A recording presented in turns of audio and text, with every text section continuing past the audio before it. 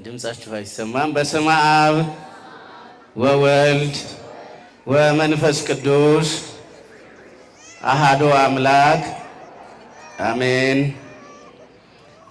በቸርነትህና በምህረትህ የጎበኝህን ኃጢአታችንንና በደላችንን ሁሉ ይቅር ያልህን ለዚህ ስምህን ከፍ አድርገን ለምናመሰግንበት ቀን ያደረስከን ሰማይና ምድር ለታረቁበት ሰውና እግዚአብሔር ለተገናኙበት መላእክት የሰው ልጅ ጸሎት የሰው ልጅ ማዳን የምስራች ብለው ላወጁበት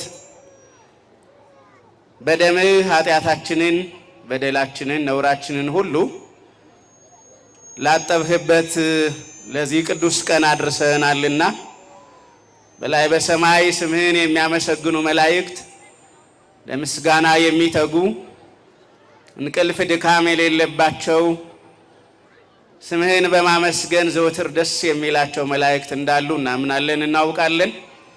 እኛም በፊትህ የተገኘነው በስምህ የተሰበሰብነው በመቅደስ ዙሪያ ከበን የቆምነው ስምህን ለማመስገን ክብርህን ለመናገር ቸርነትህንና ምሕረትህን ለማወጅ ነውና ስላደረክልን ስለ ቸርነትህ ሁሉ ገናናና ቅዱስ የሆነ ስምህ የተመሰገነ ይሁን። ወጸቢሖ ተማከሩ ሊቃነ ካህናት ይስቅልዎ ለእግዚ ኢየሱስ።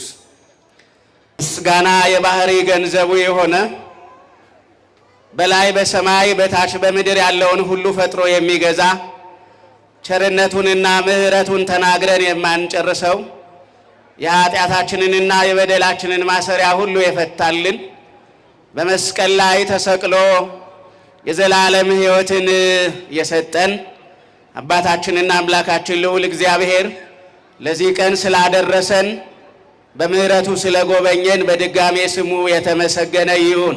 ትምህርታችን ለመልእክታችን መነሻ እንዲሆን የቅዱስ ማቴዎስ ወንጌል ምዕራፍ 27 ቁጥር 1 ላይ ያለውን የመጽሐፍ ቅዱስ ቃል መርጫለሁ።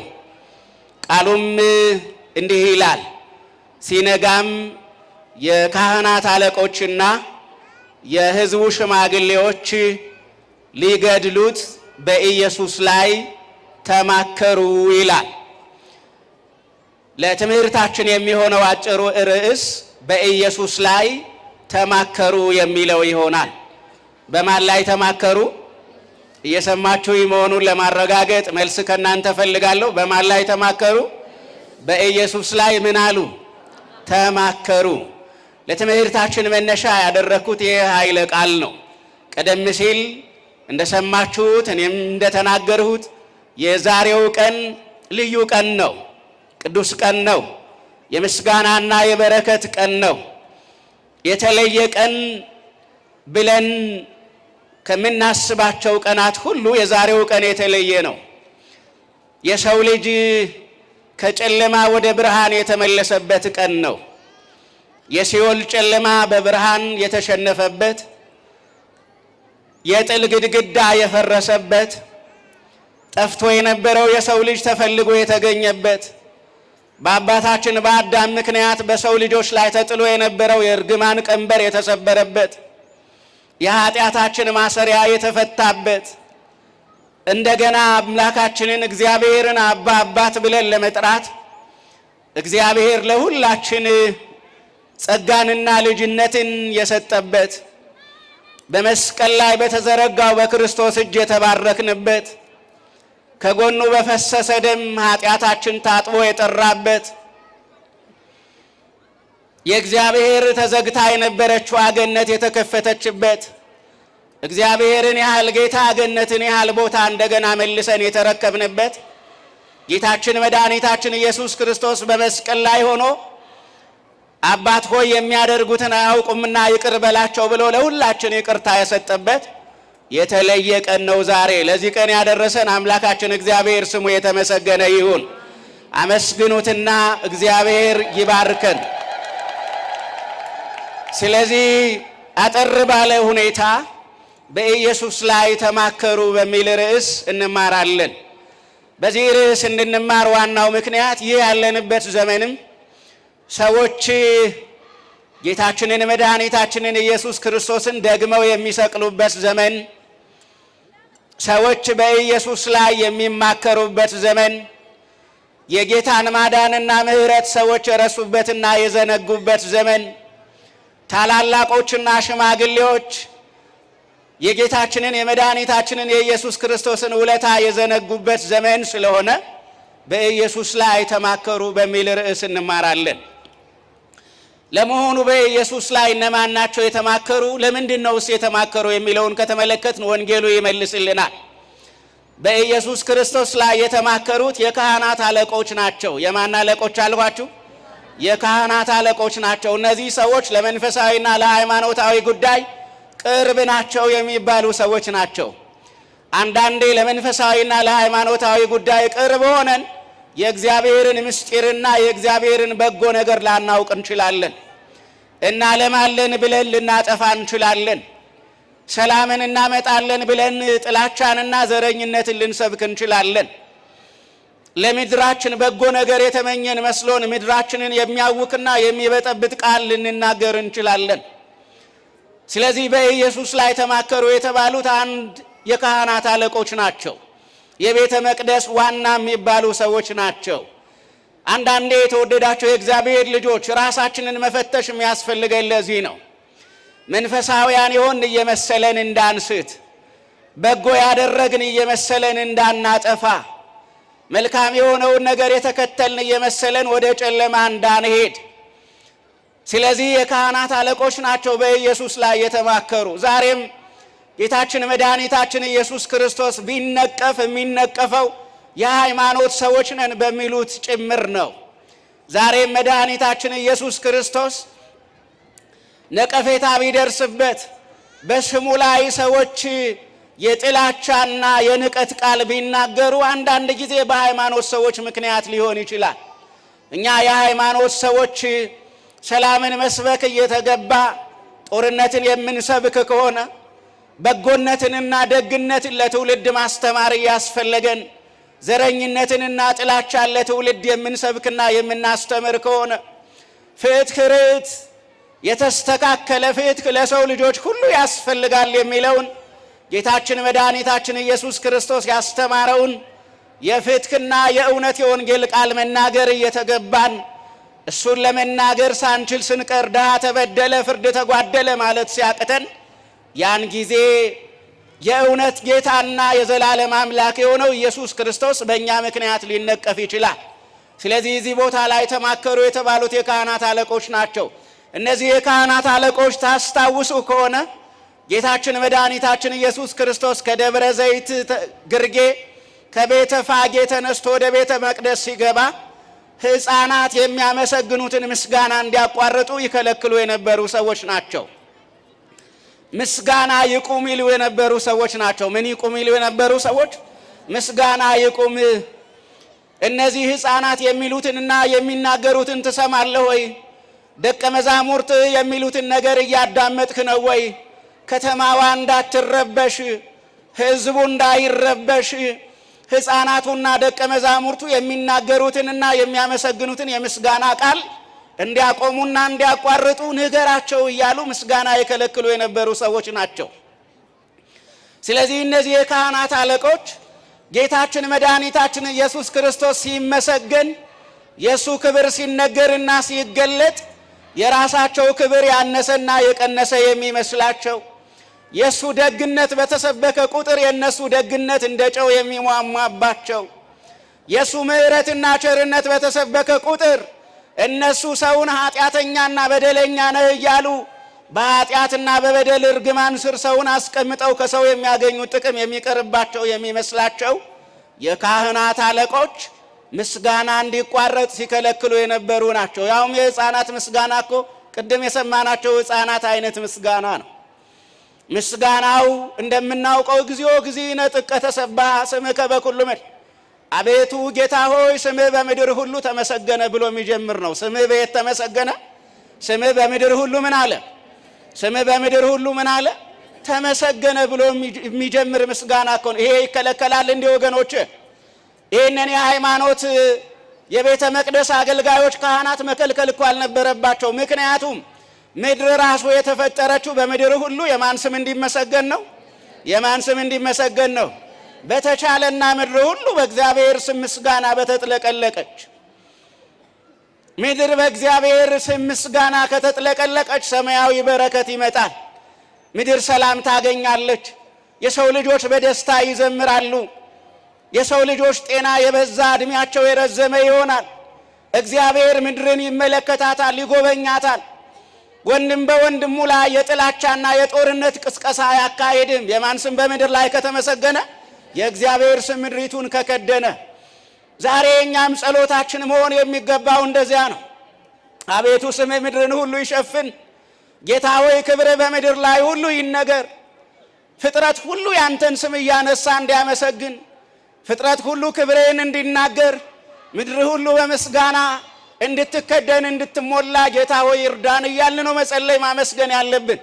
ስለዚህ የደቀ መዛሙርቱ ምስጋና አቤቱ ስምህ በምድር ሁሉ ምን አለ ተመሰገነ። በእንተ ጸላኢ ስምህ በምድር ላይ በተመሰገነ ጊዜ ምድርን በጨለማና በሞት ሸለቆነት ለመቆጣጠር የሚፈልገው ዲያብሎስ ተሸነፈ እያሉ ነው ያመሰግኑ የነበረ። ማን ተሸነፈ? የማን ተሸነፈ? የጌታ ስም ከፍ ባለ ቁጥር የማን ስልጣን ነው እየወደቀ የሚሄደው? የሞት አለቃ የሆነው የጨለማ ገዢ የሆነው የሰው ልጆች ደህንነትና ጤና የማይፈልገው ክብራችን የማያስደስተው ማግኘታችንና በረከታችን ቅር የሚያሰኘው ብልጽግናችን ሁሉ ለእርሱ ደስታ የማይሰጠው የጨለማው አለቃ ዲያብሎስ የጌታ ስም ምድርን በከደነ የጌታ ስም በምድር ላይ በተመሰገነ ቁጥር እያፈረ እየደነገጠ ይሄዳል።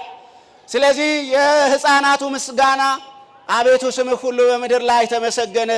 በእንተ ጸላኢ ከመ ትንሥቶ ለጸላኢ ወለገፋይ ጠላት የሆነንን ገፊያችንን ከገነት ያባረረንን ሰላማችንንና ደህንነታችንን የማይፈልገውን ዲያብሎስን ስምህ ድል ያደርጋል እያሉ ያመሰግኑ ነበረ። ስምህ ምን ያደርጋል? ስምህ ድል ያደርጋል። በእርግጥም ወገኖች ጠላትን ድል የምናደርገው በማን ስም ነው? በማን ስም ነው? በእግዚአብሔር ስም ነው። በጌታችን በመድኃኒታችን በክርስቶስ ስም። የክርስቶስን ስም በሰማ ጊዜ ሞት በመሸነፍ ተዋጠ። የጌታችን የኢየሱስ ክርስቶስ ስም በተነሳ ጊዜ ዲያብሎስ ተረታ። የያዛቸውን በጨለማ ይገዛቸው የነበሩ ነፍሳትን ለቀቀ። የጌታ ስም በተነሳ ጊዜ ምድር በምስጋና ተሞላች። የጌታ ስም ከፍ ከፍ ባለ ጊዜ ስሙን ለማመስገን ደስ የተሰኙ ልቦች ሁሉ በደስታ በዝማሬ ተሞሉ። ስለዚህ እንዲህ እያሉ ያመሰግኑ የነበሩ ሕፃናትን የለም እያየነው ወይ ከልክላቸው ያሉ የካህናት አለቆች በጌታችን በኢየሱስ ክርስቶስ ላይ ተማከሩ። ሌላው ተማከሩ ያላቸው ሽማግሌዎች ናቸው። ሽማግሌ እንደምታውቁት የሰው ልጅ በመዳን ሕይወት ውስጥ እንዲመላለስ የሚመክር ነው።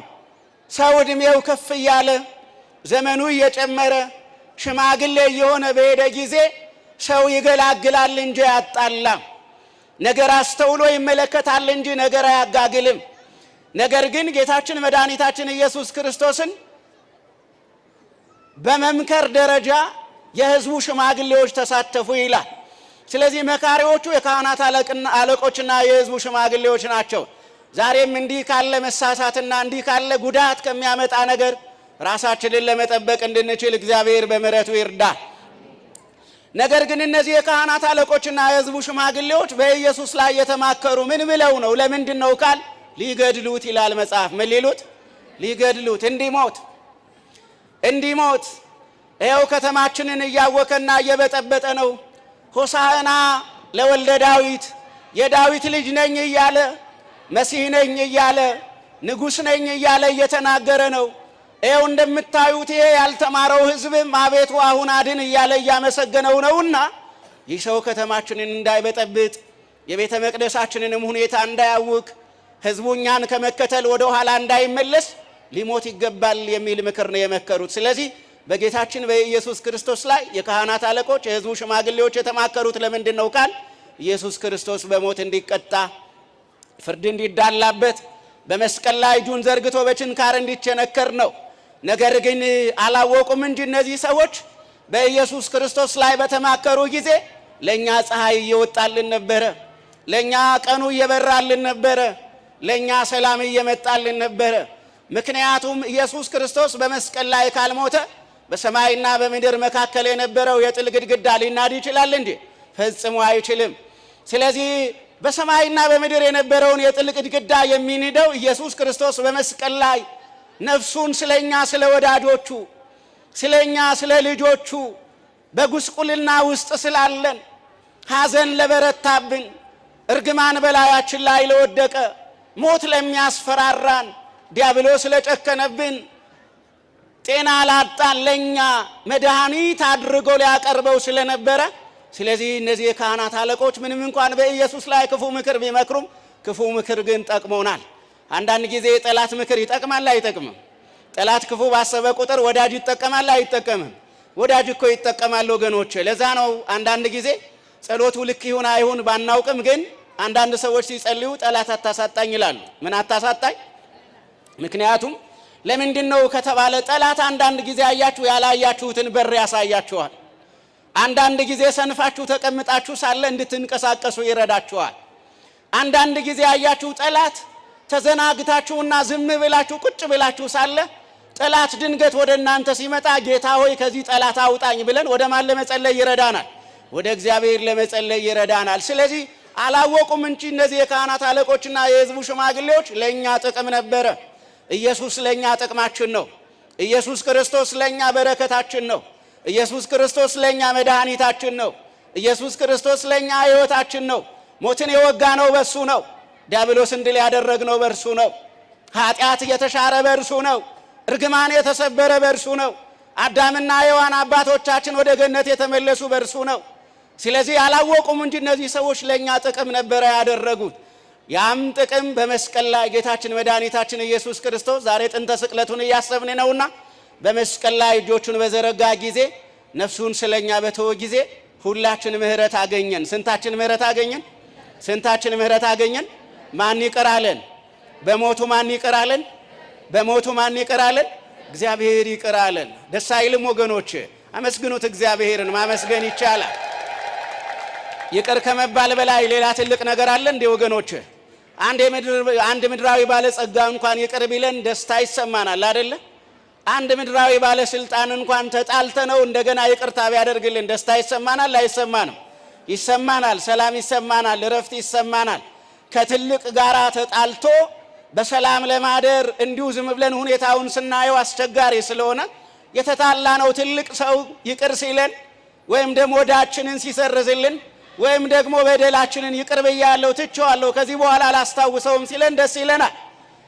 እግዚአብሔር ነው ወገኖች ይቅር ያለን። ማን ነው ይቅር ያለን?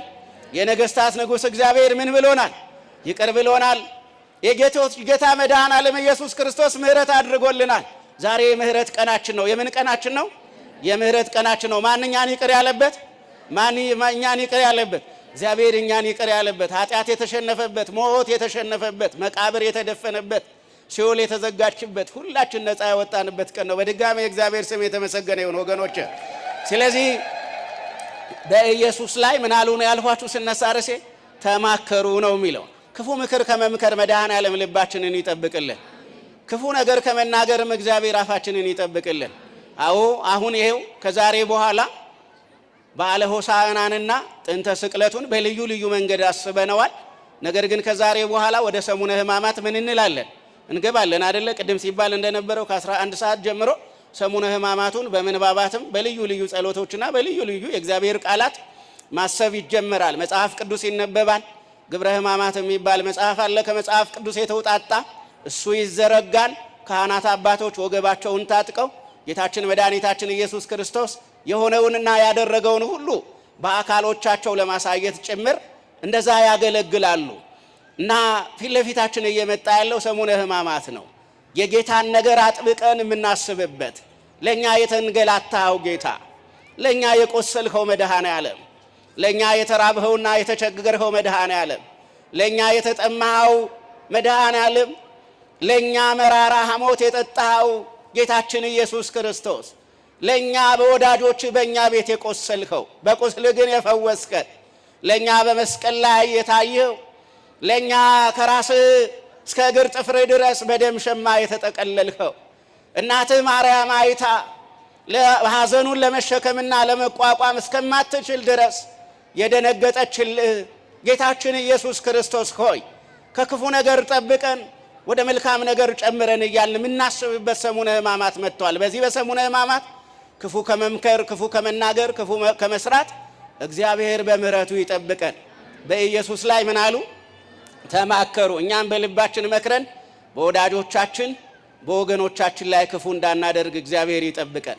ዛሬ ኢየሱስ በሥጋ በመካከላችን የለም። በሱ ላይ ክፉ ምክር መምከር አንችልም። ነገር ግን ጌታችን ኢየሱስ ክርስቶስ የሞተላቸው ወንድሞቹ አሉ። ጌታችን መድኃኒታችን ኢየሱስ ክርስቶስ የሞተላቸው ልጆቹ አሉ። ጌታችን መድኃኒታችን ኢየሱስ ክርስቶስ መራራ ሞት የጠጣላቸው በምድር ላይ የሚመላለሱ በመከራ ውስጥ ያሉ፣ በፈተና ውስጥ ያሉ፣ በሕመም ውስጥ ያሉ፣ በስቃይ ውስጥ ያሉ አሉ። ዛሬ ረሃብ ቀና እንዳይሉ አንጀታቸውን አስሮ የያዛቸው የጌታችን የመድኃኒታችን የኢየሱስ ክርስቶስ ልጆች አሉ። ዛሬ ቤታቸውን በር ዘግተው የሚያነቡ ወዳጆች ወንድሞች ልናጽናናቸው የሚገባሉ። ዛሬ ንጹሐን ሆነው ሳለ በልዩ ልዩ ቦታ ላይ እንደ ኃጢአተኛ የተቆጠሩ ሰዎች ይኖራሉ። ዛሬ ምንም ባላጠፉትና ባላደረጉት ነገር ይሄን አድርጋል ወይም አጥፍታል ተብለው የተጠረጠሩና ምን ይመጣብኝ ይሆን ብለው የሚጨነቁ የሚያዝኑ አንገታቸውን በጉልበታቸው ውስጥ አቀርቅረው የሚያለቅሱ ሰዎች አሉ። እነሱን እያሰብን ልንጸልይ፣ በእነሱም ላይ ደግሞ ክፉ ምክር እንዳንመክር ልንጠነቀቅ ይገባል። ዛሬ እንድንመራቸው የተሰጡን ሰዎች አሉን። ዛሬ እንድናስተዳድራቸው የተሰጡን ልጆቻችን፣ ቤተሰቦቻችን፣ ጎረቤቶቻችን አሉ። በእነሱ ላይ ክፉ ምክር እንዳንመክር በኢየሱስ ላይ ክፉ ምክር መክረው ኢየሱስ ክርስቶስን ለሞት አሳልፈው ሰጥተው የዘላለም ኃጢአትና የዘላለም በደል የዘላለም የታሪክ ጠባሳነትና ተጠያቂነት እንደተቀበሉ እንደ ካህናት አለቆችና በዛ ዘመን እንደነበሩ እንደ ሕዝቡ ሽማግሌዎች ታሪክ ሲረግመን ዘመን ሲረግመን ትውልድ ሲያስታውሰን በክፉ ሲያነሳን እንዳይኖር ዛሬ በጎውንና መልካሙን ምክር የምንመክርበት ቀንና ጊዜ ነውና መልካምና በጎ የሆነውን ምክር እየመከር በምድር ላይ ባለን ዘመን ሰሞኑንም ባለን አገልግሎት እየተመላለስን እንድንቆይ እግዚአብሔር በምሕረቱ ይርዳን። በድጋሚ ለዚህ ቀን ያደረሰን ማን ይመስገን? ማን ይመስገን? በአንድ በኩል በዓለ ሆሳዕና ነው አይደለም? ከደብረ ዘይት ተራራ ጌታ ወደ ቤተ መቅደስ ምን ያለበት የገባበት። በአንድ በኩል ደግሞ ቀራንዮ ነው አይደለ? ዛሬ ቀራንዮ ነው። ከኢየሩሳሌም ከጲላጦስ አደባባይ የልብሱ ተገፎ ያ ልብስ የተነጠፈለት ጌታ ልብሱ ተገፎ ያ ዘንባባ ይዘው የተቀበሉት ሰዎች በጅራፍ ጀርባውን እየገረፉት አይደለ ይዘውት ሄዱ። ከደብረ ዘይት ሲመጣ እናውቃለን አይደለ? ክብሩን አንብበናል። ከደብረ ዘይት ሲመጣ ልብስ ተነጠፈለት። ወደ ቀራንዮ ሲሄድ ግን ልብሱን አውልቀው ቀይ እንዲለብስ አደረጉት፣ ራቁቱን እንዲቆም አደረጉት። ከደብረ ዘይት ተራራ ወደ ቤተ መቅደስ በመጣ ጊዜ ዘንባባ ይዘው የዳዊት ልጅ ቡሩክ ዘይመጽእ በስመ እግዚአብሔር በእግዚአብሔር ስም የሚመጣ እያሉ ነበር ያሉት። ወደ ቀራንዮ ሲወስዱት ግን አንተ ርጉም ነህ እያሉ ይሉት ነበረ።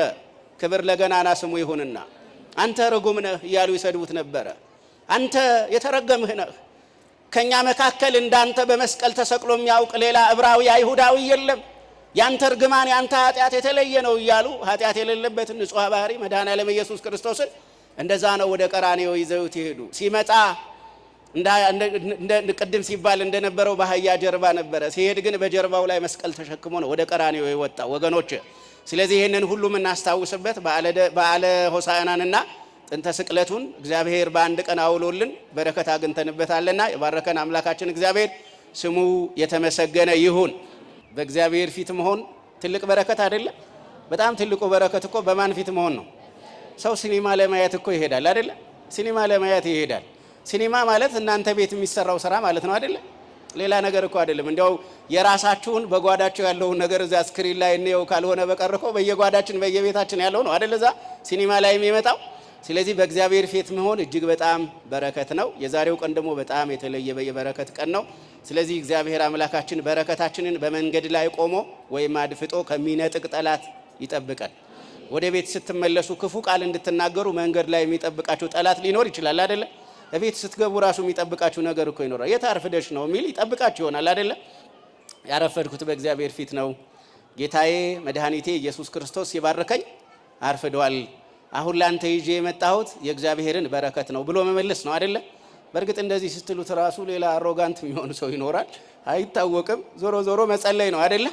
እየጸለይን እንሄዳለን። በምድር ላይ ያለው ሲስተም እንደዛ ስለሆነ በምድር ላይ ያለውን የጨለማ ሲስተም በአንድ ጊዜ ማስተካከል ይቻላል አይቻልም።